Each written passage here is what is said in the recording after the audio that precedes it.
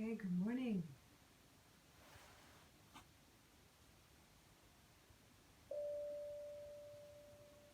That's all we got today, just one minute. Hope you all are doing well. Got my cup of tea. We're just gonna see what wants to happen today. I've got this book, Norman D. Ellis, Imagining the World into Existence. And I'm still in the process of reading this book, so I'm just going to read to you where I'm at. And I feel like this book is really important for this time somehow. It's an Egyptian manual on consciousness, and it's about imagining the new world, like the creation of a new world. And since we're there, since that's what's up, let's see. I think maybe we need to just, again, wake up those neck nerves. Ooh. Just coming out of sleeping, maybe. So just roll through there.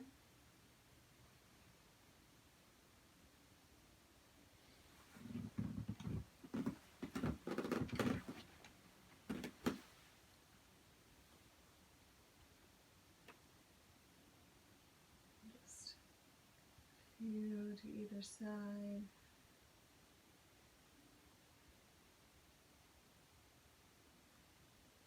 Got my poncho thing on today because September is not messing around. It's letting us know it's here. I was starting to feel it yesterday, remember? So I get to start wearing these cozy, kind of warmer things, right? And so on page 55, I'm going to start with the magical god of priests and kings. It said, while Atum still floated in the waters of the Nun, before he even spoke, he was the unseen, non-existent one with all the potency and potentiality of everything that was yet to come. And at his most inexhaustible, at the peak of his power. Atum's potentiality was the might of Heka, whom the book of Coming into Light says existed before Atum. It was the impulse or the first thought of being. It was the spirit of Atum at the moment of his coming into being. Therefore, Heka is older and greater than all the gods that flow out of the unified body of Atum. And then it gives spell 261 of the coffin text assures us of our magical inheritance. To me belonged the universe before you gods had come into being. You have come afterwards because I am Heka. In other words, the magic, the heart and tongue that creates the utterance and the words of power, is older and mightier than the gods themselves. Because all of life issues from the seed thought of God, and because everything flows out from the central God force of the universe, we have at our source Heka. Magic is a part of the constitution of our being. And so it is the way we may truly claim a heritage as co-creators of our world. In writing about the oldest magical tradition, the pyramid text French Egyptologist Christian Jacques had this to say about magic spells. When the gods speak, they tear open the emptiness and open the way to the forces of life. That is why the magician repeats the words of gods. The words and spells used by the magicians are not a matter of chance. They are inspired by sacred legends, deeds from divine ages, which are repeated as the world of men. A magic spell is only effective insofar as it has roots in the earliest antiquity, or most precisely, in the origin of life. I love this. It seems to be jumping off yesterday's reading, feeling that Heka, the source of our being, is behind the navel, is behind, in that we have this figure 8 moving through our spine this way. And Almin was speaking about in the creation of time, instead of being at the central point, this center point, that the figure 8 flipped sideways and we get this linear progression instead. Even though it's cyclical, it granted us access to the horizontal axis rather than the vertical, wherein we are just in present time. So this is asking us to come back to, in order to help co-create the world, our magical center, and to access in the 0 point, right? Yesterday we did the cessation of breath, which is the null point, and is actually the same newt that was mentioned here at the beginning. And if we backed up, I had already read the story of Newt as the web, the net, right, that is cast to create. I don't know where that is. This book is pretty chunky. Like I like to read deep stuff, but I've had this book for a while and I'm just like nipping through it just a little bit at a time. And part of that is I think that it's for right now. So I've been holding on it, but I can use that as an excuse, right? Okay, so let's do that. Breathe into the top of your breath and pause at the top again. And then release the breath. And hold the breath out for a moment. And then breathe in. And so these still points, these null points of no breath that we remember naturally access in meditation. It's not that we're meant to hold our breath extensively, but we jump off of this cycle that we spoke of yesterday. This moving back and forth between poles to pull us back into Heka, into the source, the magical source of our being. And then the question is, what is uttered out? What is being inspired from that source to be uttered out as an incantation, if you will, as a magical offering. When you know that you are a creator being, which each of us is, when you know that, then it's with great care, right, that you're speaking what you want birthed into existence, what wants to be birthed into existence through sound.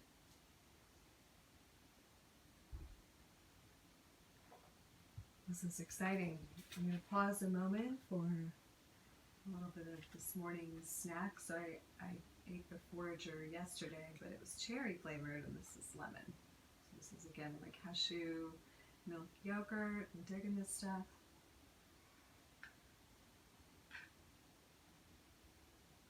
My kids don't like this flavor, so it's all game for me.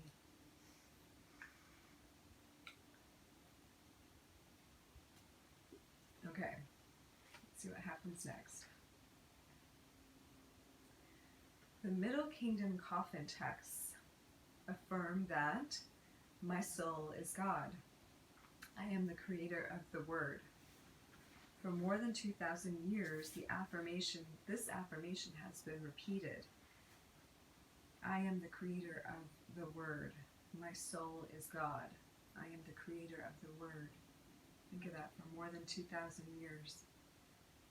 This affirmation has been repeated, inscribed on tomb walls, on coffins, and on funerary scrolls. The eternal soul of the deceased is one with a God source. God is my name, said the coffin texts. I do not forget this name of mine.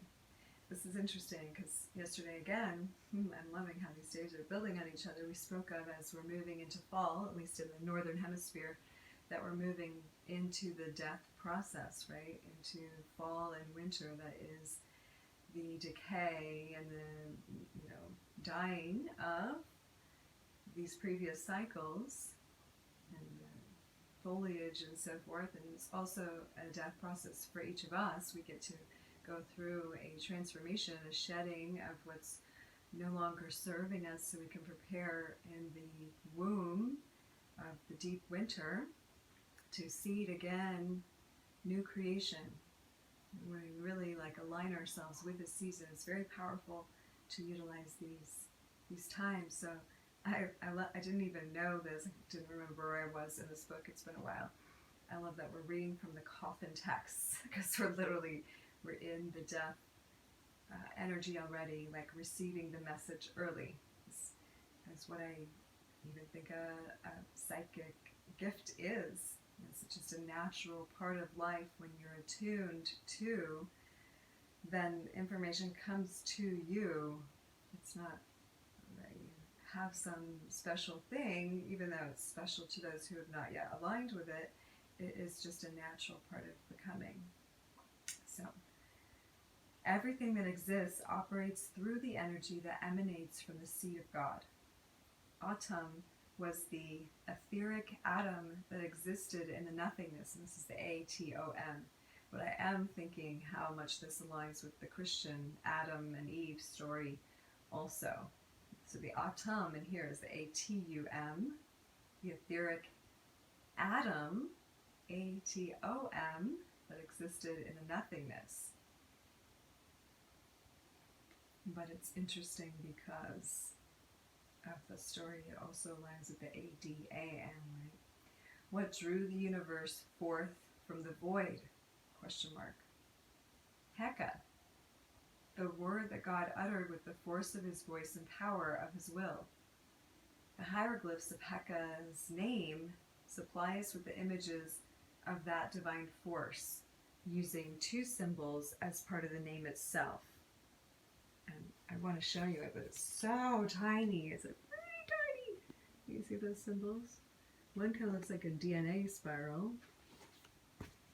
and one looks like, let's see, it says, the wick upon the fire of God is placed, and the upraised arm that indicates spirit, the Ka. The wick of the two intertwining threads provides us with the symbolic image that indicates the use of dual mental energies, the intuitive right brain and the philosophical left brain. The arms of the Ka show spirit reaching upward toward the sun. So it's kind of like this is the hieroglyph. Ka, the arms of Ka show spirit reaching upward toward the sun, praying, raising consciousness, drawing down inspiration. If one stands with arms up and out at right angles to the shoulders, one can feel how that position opens the heart. Let's try that. So we're just going with arms at right angles. And then if you breathe into your heart, yeah, you can feel that. Of course, these are considered body mudras, which are very powerful and open different channels in the energy body, depending on your positioning. This would be a prayer position. And yeah, I mean, if you tune into it, you're like, I'm equally accessing both of these hemispheres and both of these sides of my awareness. It also kind of cuts a line right here in your peripheral vision, so you are aware that there's a whole half circle behind you and there's this whole circle in front of you. So I hope you're trying this with me. So maybe you just hold that for a second while I read the rest. It says, two determinative hieroglyphs have no pronunciation. They are simply images to indicate a symbolic idea. So to me it looks like DNA spiral, okay, that position that we were just making, a little scroll of some kind, and then 3 little leaf-looking pictures. This is Heka's name. And it also reminds me of a couple of runes. The rune Otella is the divine inheritance, and then the 2-arm position kind of looks like Perthrow, which is like a lot cup, what you would shake to throw dice when you're playing a game that is like the chance, you know. And then the scroll could be the Isa rune, which is to be still or frozen. And then the 3, I'm not sure what the 3 would indicate. But it's interesting because Heka is this divine force, so the pictures are symbolic of that somehow. Even just being at the still point of the chance to access divine heritage makes sense to me in terms of rune interpretation. Okay, the scroll shows that the words have been written on the papyrus, which has then been rolled up tightly and tied with string. Okay, so that's the scroll. On one level, the hieroglyph indicates simply the idea of the written word. On a more symbolic level, that hieroglyph implies that the contexts of the rolled up scroll are not for everyone's view. The magical language is a secret kept from profane eyes. 3 seeds, okay, so it's seeds, not leaves. 3 seeds appear waiting to be planted, to grow roots in the physical world. They are the material potency of mental energy waiting to take shape. The energies inherent in the words themselves, in the divine intonation, and in its intent, sent forth a stirring, then a vibration that created the ripple effect inherent in the sequence of vibrations that followed. Through meditation on the words of power, we fan the spark within so that its flame shines more brightly. By that I mean we become enlightened, as the ancients would have it. We become aligned with the light that is Ray.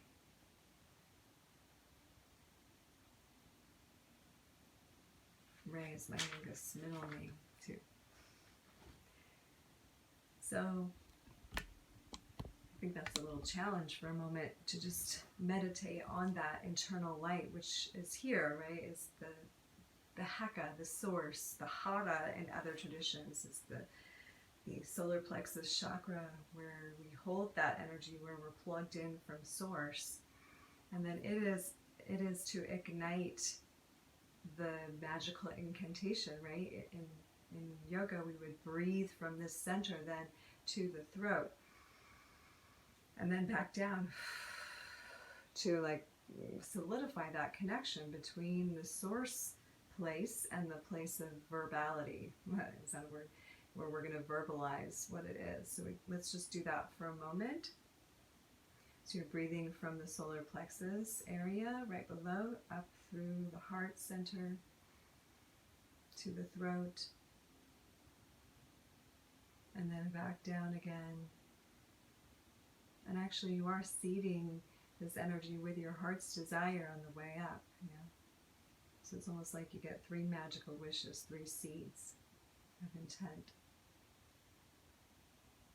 And the scroll, remember, again indicates that not everybody knows it. It's a secret. So the praying in the secret places is applicable. I'm also thinking of the totem, the links, which came up yesterday.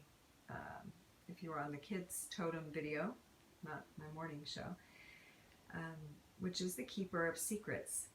So I love to make these ties to all of the languaging that shows up from life. It's speaking always of what is to come and what is, and the interconnectedness, right?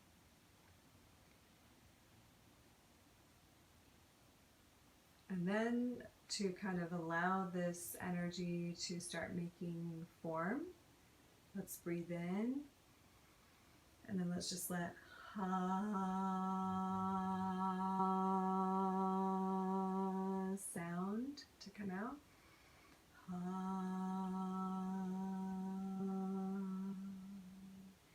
I'm getting this inspiration that the sound is so powerful, right? It's the creation, but sometimes we get caught up in the words, and we can just make the sound with the vibration that's in our heart.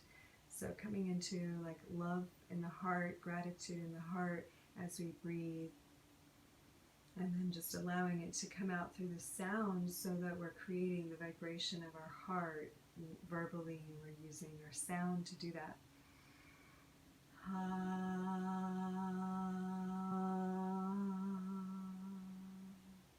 And actually, people are doing this all the time with their words, and they don't know it. They think, like someone who can hear beyond the words can hear the vibration of somebody else's heart.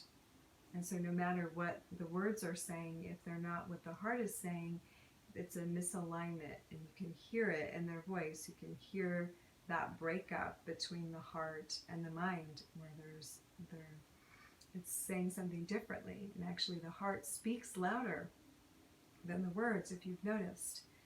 And if you kind of be like Moses and part the sea of what the words are that you're hearing, and you're really just attuned to the heart of the other person, then there's a greater ability to really receive what the person's saying, really hear their heart, and to connect at a heart level. So that makes me think of heart math, which sounds a lot more complicated than it is. Math, you think, like this could get pretty complex, and I guess looking at the numbers maybe it would, but Greg Braden is part of the team at heartmath.org, which is an organization that actually measures the heart waves, the frequencies of the heart, and how they're affecting the Earth's resonance, the Schumann's resonance, and the population at large. And this can actually be tracked. It's trackable. If you haven't heard of this, it's an incredible organization, and they have tracked how group and world meditation, while using heart math, and we're going to do it in a moment, actually shifts the crime rates. The crime rates will lower, and the population, the Schumann's resonance will shift. Big changes on the planet are seeable. You can see them. They're observable in the greatness when we do individual or group meditation, but especially using heart math. So heart math is the science of bringing coherence between your heart and your mind, which is what we're just talking about. This is all just flowing together. Awesome. So in order to bring coherence to the heart and the mind, it's actually pretty simple. You bring and we're going to do it right now, we're going to bring awareness to your heart space. You can close your eyes and just imagine that you have a little mouth on the front of the heart space, and that you can breathe in through that space. So you're breathing in as if into the heart, and you can even hold it for a moment and then release. And we're just going to do this breath a few times. And even just breathing into the heart is powerful. That's bringing your awareness there, turning it on.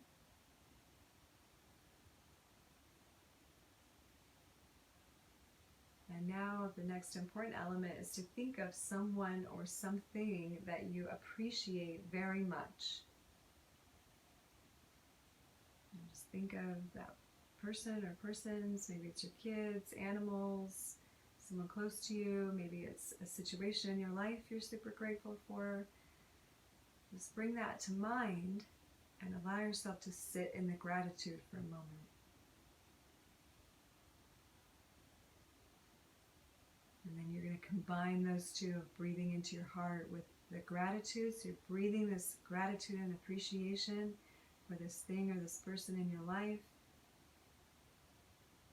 And you're exhaling that gratitude, appreciation. And you just do this for a few moments. Really allow yourself to breathe that appreciation in. Feel it coat your heart and penetrate your heart, even to the point where you might feel a little emotional.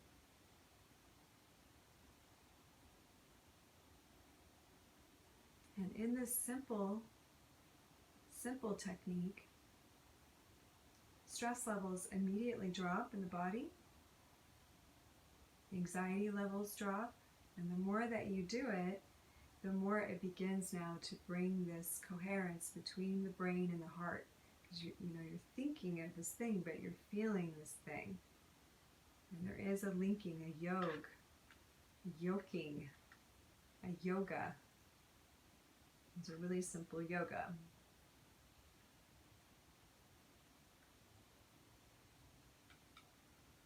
And then in just a couple of minutes of this practice, you have brought yourself into coherence. And if many people do this at one time, it brings a great change to all the miles around you. Right? It only takes 0.01% of a population to affect that population. And that is documented in the Maharishi effect, which they use at HeartMath. So then the cool thing is once you're in coherence, you can just touch somebody else and their brain will immediately go into coherence. So it will make someone's brain waves, if they're jagged, smooth out like this, which is the first step for them in helping to bring coherence to them. So there is a way to transfer the coherence, and that's why this idea of social distancing right now is really ridiculous. There is the need to touch and connect and transfer something that is more powerful than most things, right? So that heart coherence, normally our heart wave goes out into 5 to 10 feet around our body. This is our heart field. And this is also measurable. Actually, HeartMath has machines. You can even get like a measuring device for your finger. And you can check it on your own computer through their program. But it's measurable that this heart field, then once you're in coherence, expands even farther. And you are affecting people subtly. And that's how we can affect the population through this inner practice of coherence. So, I'm curious to say what today's card will be. Card of the day. So that's some stuff to chew on, eh? Let's see what the tarot gives us today. Oh, it wants to be 2 cards every day. Oh no, this is 3 cards. Let's just, what? This is the same card I got 2 days ago. The Destiny card, the Star card. So this is the renewed hope and faith. This is the raw and realness of authenticity. Notice she's naked. She's got the star there. She's dipping into the waters of fulfillment emotionally and has restored faith and hope in her destiny. So this is the message for all of us today, is to renew our faith, to have hope, to connect again with our divine destiny, to allow ourselves to be raw and to be real. Makes us vulnerable, but it also makes us able to receive on such a big way. So the Star card. That's awesome. And I think I'm going to pull a crystal card today too, as just sort of like a guidance card. So we're to renew our faith and hope, but maybe how does that look for us? How can we bring that forward into our day? Bloodstone. Bloodstone is the card of perseverance in this deck. And it was actually called Bloodstone based on the idea of Christ's blood after the crucifixion. That's where the original term is coming from, but it's also known as heliotrope. And it is a Aries, Libra, Pisces aligned stone. So we are still in the full moon Libra if you're watching this video currently.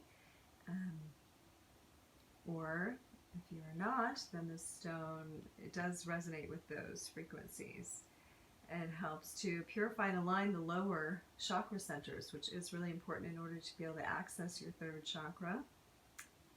Bloodstone, this book says, has always had a powerful connection with maintaining vitality, regulating menstruation, staunching blood loss, and purifying the kidneys. Remember, the kidneys are where you store the hara as well, the life force. You are a magical being. Look at that. An amalgam, blah, blah, blah, of your individuality, your family, and your environment.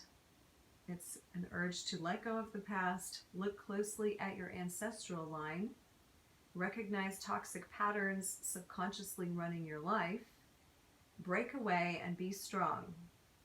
You may be unnecessarily aggressive or defensive. Acknowledge mistakes and let inner disharmonies be transmuted. And also, this is the energy of that stone to support all those things in happening.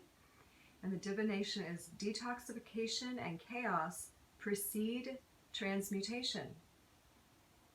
And I want to pause right there because that is a really great remembrance for what's going on in the world right now. Detoxification and chaos do precede transmutation always. Because if you remember, well, if you've watched any of my other videos and talk about the raising of consciousness is also a biological process. As we get new beliefs, we get new ideas, and we begin to actually get new neurotransmitters, new passageways for thought. And the old ones begin to slough off. The less that we use them, we actually lose them because we have little garbage collector cells in our brain that actually dumps those old connections. And when that happens, we get a detoxification process in the body. Anytime we raise our consciousness, we begin to slough off. And it can make us feel achy. It can make us feel like flu-like symptoms. It's funny that, I will say this, that the ascension symptoms look very much like what has been described as COVID symptoms. So it's an interesting thing. You can take your mind and put it back into the old death disease paradigm that says these things are wrong and there's this dis-ease and this problem, and you can start to go in that direction. Or you can take your thinking and your powerful speaking and creation capacity of your voice, and you can know a different reality that is the life paradigm, that is the regeneration paradigm, that is the longevity and eternal self paradigm. And doesn't that feel a lot different? That's the star card, that's the destiny. And we can purify our consciousness, and we can speak in terms of life, and in terms of longevity, and in terms of healing, and in terms of love. And that gives us new neural pathways, right? So we detox, and we might feel like the swirling between worlds as we're shifting paradigms, but that is the transmutation process. There is chaos, seeming chaos in this smaller perspective when something's changing. There is this detox that occurs as part of a shift. If you do a juice fast to detox yourself, you'll feel terrible the first couple of days, usually, unless you've done it a bunch of times. And that is creating this sort of chaos in your body. You might feel bloated, you might have, like other symptoms that are not fun. But the end result of that is where you're going, which is the transmutation. It is the up-leveling of now a clean and clear consciousness. And that's true with so many things, right? You start exercising, you feel achy, then you get the transformation, right? It's in all parts of life. We see this. So it's happening now on large scale in order to purge reality of what's been hidden underneath, the secret stuff. There's always like a positive, negative of that, right? In order to purge that from reality and from the consciousness, the subconsciousness of humanity, which we are going through a collective awakening, there is this detox, there is this chaos that precedes transmutation. So, and even with the Christ story, this death and dying precedes the resurrection, right? It is the dying of the old reality, and that is the origin of the bloodstone. So, locked doors open, obstacles are swept away, romance blossoms. So for you, that might be applicable. Preserve your good reputation, recognize your enemies and keep them close. Do not be deceived. A farewell is called for some of you. Mourn appropriately, let go. And this is just because this is this regeneration, transmutation energy. So it may show up in some of these different ways, right? And it reminds you you're a spiritual warrior. Be assertive, nourish your blood, and revitalize your whole body. And with lower chakras being affected, that is the base, right? The foundation of feeding the solar plexus and that energy of creation at the navel. The Hara, what was it in here? The Heka. So, gosh, I'd love to keep reading, but we're about at time now. So again, that book I was reading out of, Imagining the World into Existence. It's Norman D. Ellis is the author of that book, An Ancient Egyptian Manual of Consciousness. Good stuff. And then I pulled today from Using Crystal Wisdom, Healing Oracle, Judy Hall, love this book, and my tarot deck, which is the New Palladini Tarot. Again, the Star card. So I hope you have a fabulous day today. Thank you so much for joining me yet again.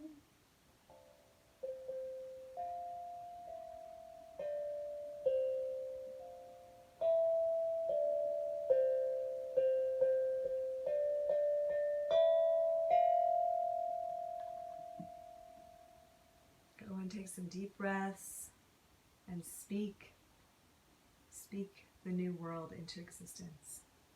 This is Stasia Bliss, and I'm out.